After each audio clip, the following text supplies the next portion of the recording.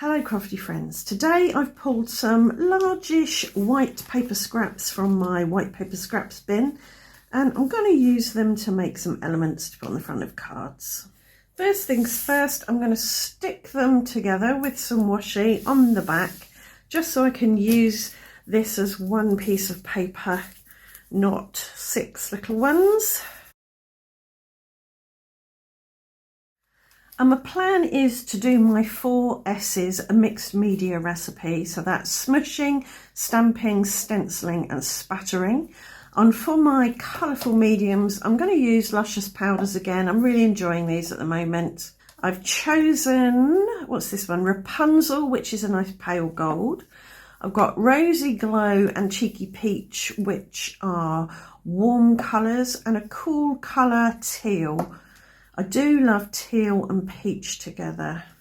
So to get going, I'm going to put a little bit of water on my mat there. Well, maybe quite a lot of water because I want to do a lot of smooshing. And I'm going to make a paint by mixing in some of this Luscious powder. I put the water on my mat first because it will grab the powder and stop it wafting across my craft room, and then I can just mix it like that with my smoosher and smush it on. So these bits of card are various types of smooth white cards, so some are more absorbent than others, which will give me a bit of variation in how the smooshing absorbs in. Now for some Rosy Glow. So I'm not going to dry between these two peachy, pinky, rosy colours because it doesn't matter if they mix and mingle. They'll work well together, they won't make mud.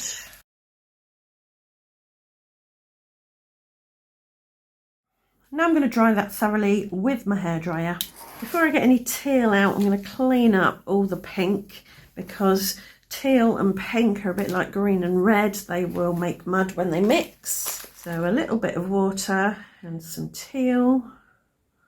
I don't want this to be quite as prominent, so I'm going to make a fairly dilute version. Mix that in and pick it up just with the edge of my smoosher and test it on here to see if adding a little bit is going to work. I think it is. I'll dry it a bit at a time so that it doesn't reactivate the pink underneath and make mud. I can already see a bit of mud here. I'm not sure I'm liking it like that. I think there's too much mud appearing. But I can mop that up, and I've got a very subtle teal there. So maybe I'll just do that and then mop it up just to get a very subtle teal. Right, I'm liking that. Just a slight difference, a bit of cool amongst all that warm. Right, I've got out my square stitched frame dies because I'm feeling square vibes coming from this. I think it's this piece here is giving me square vibes. So I thought I would cut out lots of squares from this. And I'm just wondering about doing the cutting before or after I've done the next stages, the stenciling, stamping and splattering. I think I might do it after. So for stamping, I've got this indigo blue rubber stamp. I think this is one of the Mike Deakin ones that I bought at the weekend that I went to. And it's got rectangles and squares on it, so that goes with the square vibe. And for stamping ink, I'm thinking Salvage Patina, which is a teal. I'm using Distress Oxide because it's opaque and will sit on top of the pigment powders to some degree. Yep. So I'm just going to go over this, adding this stamp here and there. I do want to try and keep it in the same orientation each time because I want to cut this out with squares and I don't want kind of wonky stamping, if you see what I mean. So I'm going to start by just doing one on each. I think on this one I can manage to get that straight. Yep, that looks good.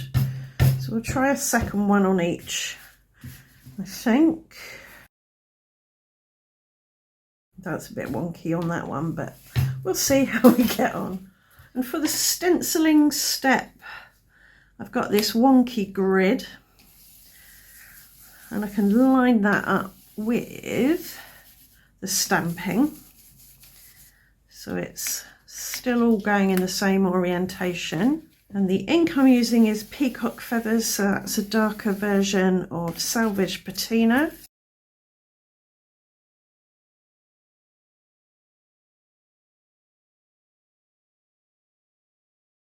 And now I'm going to do the spattering, and I've got the Rapunzel gold here and some water, and I'll pick that up with a paintbrush and spatter that over. This brings a bit of lightness, more shimmer, more shine, a slightly different colour, and it breaks up the stamping and stenciling and gets everything married together, I think. And I'm not going to waste that. I'm going to pick it up with a piece of scrap card, just smoosh it on, and that can go in my box of backgrounds and bits as a shimmery bit of gold cardstock. Now this is going to get a really thorough dry, and I'm going to die cut lots of squares from it. So once I've done that, I'll be back. Actually, before I do the die cutting, I thought I'd mention that you don't actually need loads of different colour pigment powders. If you've got coloured inks, you can make sparkly paint using your regular inks like Distress Oxide or Distress Inks, Catherine Pooler inks, whatever you've got.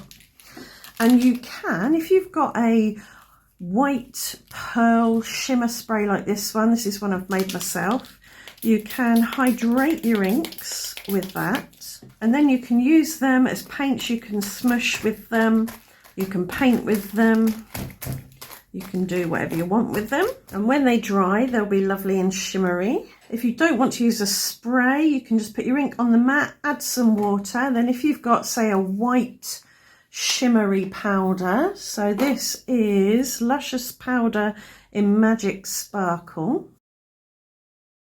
and this one is Cosmic Shimmer Pixie Powder White Pearl Mixer, which is what I used to make this spray with.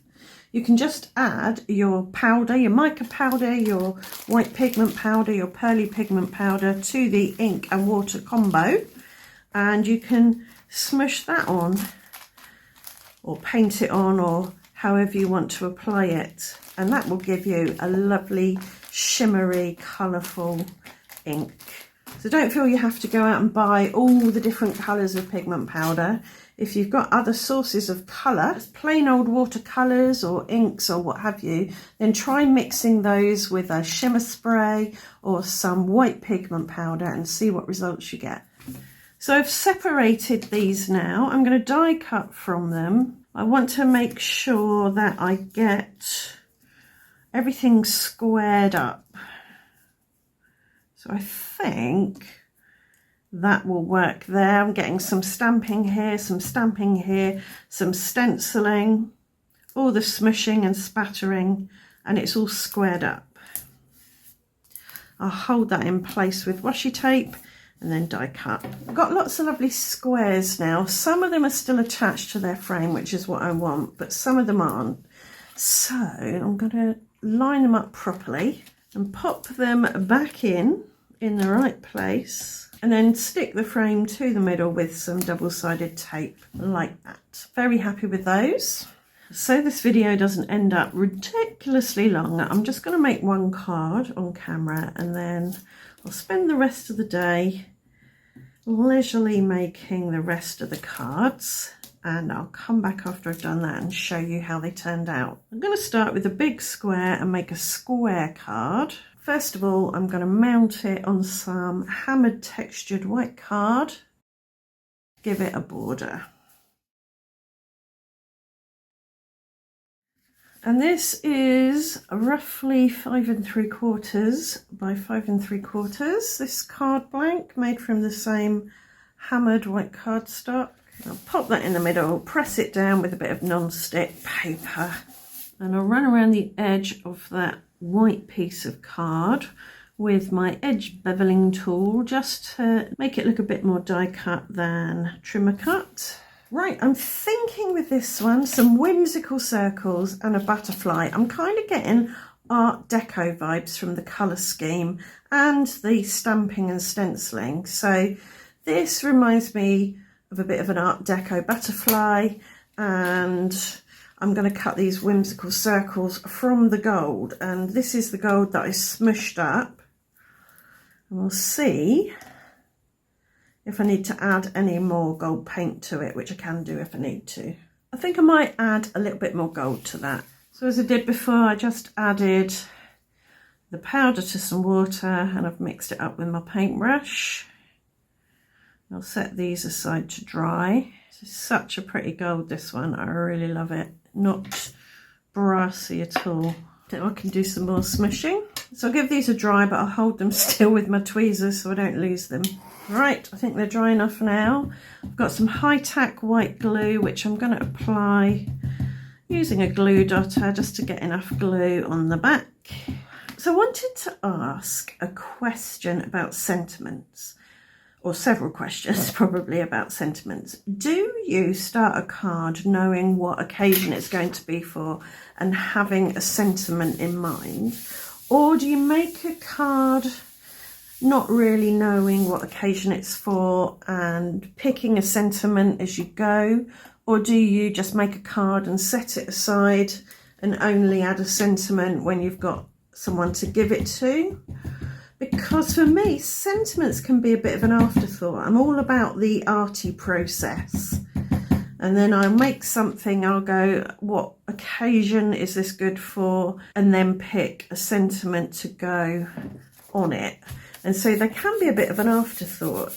So let me know your sentiment process, because I was thinking about doing a series or a mini series where I make the sentiment the star of the show, where I pick my sentiment and design a card around it. So I'd love to know your process, but also would you be interested in that kind of thing? Right, butterfly time. I'm thinking teal, salvage patina. This is another bit of hammered textured white card. And to give it its own shimmer and shine, I'm just going to spritz on this white pearl shimmer spray and dry it. I could have painted it with the teal paint, but I used more of the Distress Oxide rather than the teal pigment powder on the card itself. So that's dry, and I'll cut my butterfly from it. So there's my blue butterfly, and I'm going to use this little bit here to cut a butterfly body. Before I add my body, I'm going to add the butterfly wings to some vellum and then trim those out just so my butterfly has some solidity to it. There we go. I'm going to dip that in glue just on the body portion and place that there. It's about 1/3 of the way in and 1/3 of the way down. And I'll put some glue on the back of my butterfly body, whoops, and add that on top there. So I've got a bit of that gold left on this brush. I'm just going to touch it, almost like using gilding wax, just to the edge of the butterfly. I think it needs a little something extra, and maybe a bit here and there, just to make it not look so kind of flat. And I'm going to tap on it with my finger so the blobs spread out a little bit. Yeah, I think that'll do. For my sentiment, I dipped into my little thanks sentiment stash, or thank you, and I pulled out this thanks for everything in gold. This is a Wow Fab foiler, I think, and I foiled it ages ago in gold. In the middle, but not quite. Just tucking it under the butterfly's wing there.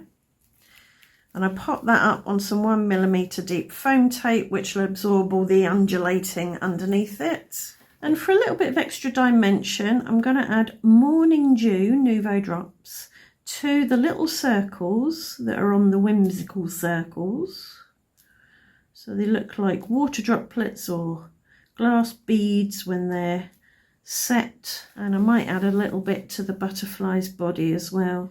Okay, I'm really happy with that. I like the colour scheme, I like the squariness, but we've got some softness from the circles, got a pop of blue from the butterfly, and there's lots of shimmer and shine. I'm going to toddle off and make some more cards, and I think I'll probably share those photos in a post over on my community page on YouTube. So check that out. If it's not there, do remind me. And I will see you back here very soon for another video. Thanks for watching. Bye for now.